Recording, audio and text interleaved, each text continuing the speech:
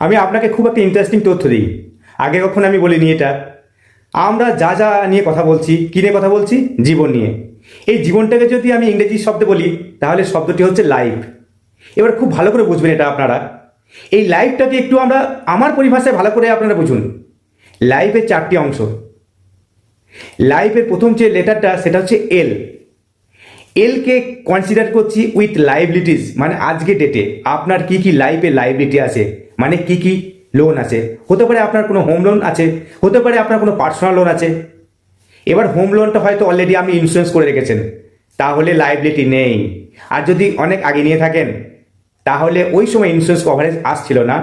যদি সেটা ইন্স্যুর না থাকে, তাহলে আপনার liabilities. I for insurance. Insurance কত টাকা দরকার, কীভাবে ক্যালকুলেশন করবেন আপনারা?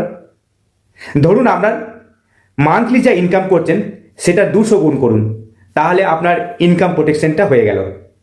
ধরুন 20,000 টাকা আপনার ইনকাম, 40 লক্ষ টাকা আপনি লিখুন আপনার ইন্স্যুরেন্স দরকার রয়েছে। এবার হচ্ছে এফ। এফ হচ্ছে ফিউচারে যা যা গোল আমি অ্যাচিভ করব, সেইগুলোকে এখন থেকেই কভার করতে হবে। ই। ই ফর হচ্ছে এমার্জেন্সি ফান্ড। এমার্জেন্সি ফান্ড আমি বলি যা টাকা আমি মান্থলি তার দরকার, তার 3 টাইম বা 6 টাইম যদি সে রাখতে পারে ভালো। এইটা টোটাল প্লাস করলে যা টাকা দাঁড়াচ্ছে সেই টাকাটা ইন্স্যুরেন্স নিড প্রয়োজন আছে।